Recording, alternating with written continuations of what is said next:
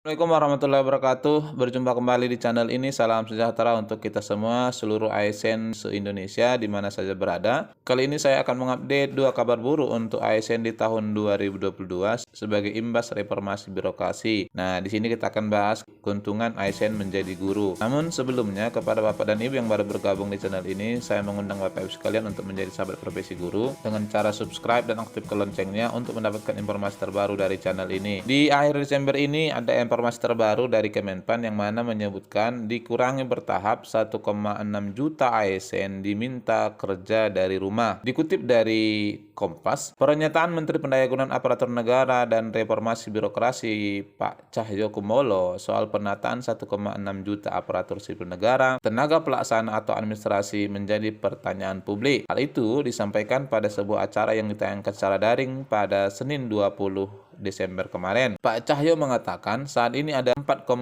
juta ASN di Indonesia. Dari angka itu, 1,6 juta diantaranya merupakan tenaga pelaksana. Menurut Pak Cahyo, perlu dilakukan penataan terhadap 1,6 juta tenaga pelaksana tersebut untuk meningkatkan kompetensi mereka. Kan enggak mungkin tenaga pelaksana itu langsung seperti di BUMN dipensiunkan di pesangon, kata Pak Cahyo. Nanti Pak Sekjen Kementerian Keuangan pasti akan pusing kalau seandainya 1,6 juta harus dapat pesangon. Saya kira tenaga pelaksana administrasi ini akan mulai ditata lanjutnya. Dari sini Bapak Ibu sekalian, seandainya keuangan negara sanggup, ya kemungkinannya ini akan dipensiun dinikan. Namun terkendala di keuangan sehingga alternatif yang diambil adalah dipekerjakan dari rumah. Saat dikonfirmasi kembali pada Selasa 21 Desember, Pak Cahyo memberi penjelasan atas pernyataan itu. Menurutnya, secara umum penataan ASN akan berjalan secara bertahap. Dalam waktu dekat yang akan ditata adalah sebanyak 1,6 juta ASN tersebut. Penataan untuk ASN tenaga pelaksana bertahap dari 1,6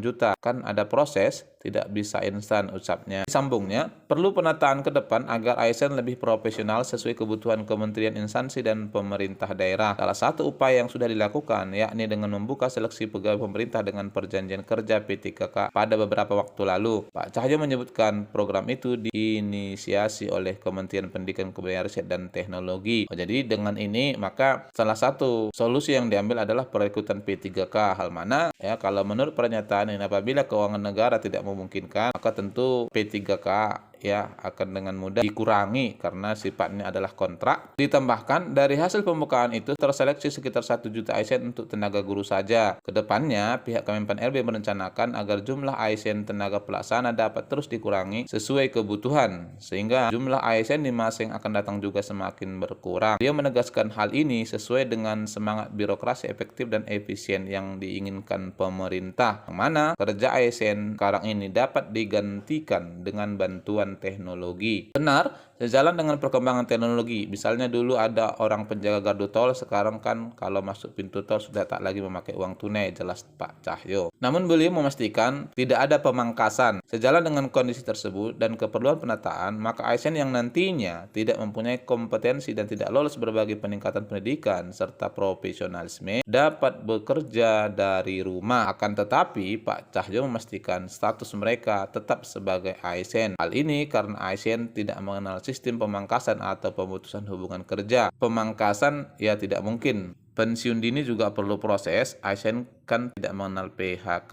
tandas Pak Cahyo. Dari sini Bapak Ibu sekalian, kalau kita lihat 1,6 juta ke depan akan dirumahkan namun tetap akan bekerja dari rumah. Ini tentu membutuhkan teknis, penilaian kerja juga. Namun kalau kondisi seperti ini terjadi maka akan ada beberapa hak dari ASN itu yang tidak akan dibayar oleh pemerintah. Termasuk barangkali yang bisa dikurangi adalah tunjangan lauk pauk dan honorarium lainnya. Namun dari jenis ASN ini sendiri ya bisa dipastikan tidak akan berdampak kepada guru sebab bagaimanapun majunya teknologi peran guru di sekolah itu tidak bisa digantikan dan itu menjadi salah satu kelebihan sebab hingga sekarang tidak ada pernah saya baca suatu rumusan terbaik implikasi dari teknologi yang bisa menggantikan posisi guru di ruang-ruang kelas. Lalu yang kedua Bapak Ibu sekalian, ini diambil dari kabar daerah ya yang mana Mulai Januari, gaji ASN Bulukumba dipotong otomatis 2,5% untuk zakat. Nah, pertanyaannya di sini barangkali adalah apakah memang pemotongan zakat ini dasar hukumnya sudah selesai? Apabila sebuah daerah sudah memperlakukan ini, maka tentu anggapan kita adalah dasar hukum ini sudah kuat dan ini bisa saja terjadi di daerah lain. Disebutkan untuk memaksimalkan penerimaan zakat dari kalangan ASN, pemerintah kabupaten membuat kebijakan pemotongan langsung 2,5% zakat profesi dari gaji bersih ASN melalui payroll system di Bank Sulselbar. ASN harus menjadi contoh atau teladan yang baik dalam menunaikan kewajiban zakat 2,5% di Basnas Bulukumba, kata Pak Bupati Mukhtar Ali Yusuf. Agar pelaksanaan pemotongan zakat ini bisa berjalan secepatnya, minimal berlaku pada Januari tahun 2022 mendatang. Para kepala OPD dan camat menandatangani nota kesepakatan dengan Badan Amil Zakat Nasional Kabupaten Bulukumba agar seluruh pegawai ASN yang beragama Islam di unit kerja masing-masing menunaikan zakat atau infak sedekahnya melalui Basnas Bulukumba. Penandatangan nota kesepakatan disaksikan langsung oleh Bupati Bulukumba bersama Kepala Cabang Bank Sulselbar Bulukumba, Pak Rio Subagio, di halaman kantor Bupati Bulukumba di sela apel gabungan OPD Senin 20 Desember 2021. Persoalannya di sini Bapak Ibu sekalian adalah bukan masalah besaran zakat ya, karena itu adalah ibadah.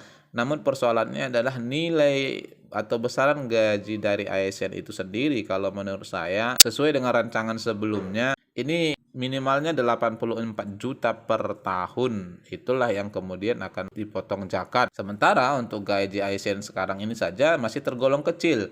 Dan kalau kita lihat ada beberapa potongan yang menanti. Selain zakat ini juga ada potongan tapera yang direncanakan 2,5%, ya, termasuk juga potongan jaminan hari tua dan jaminan pensiun.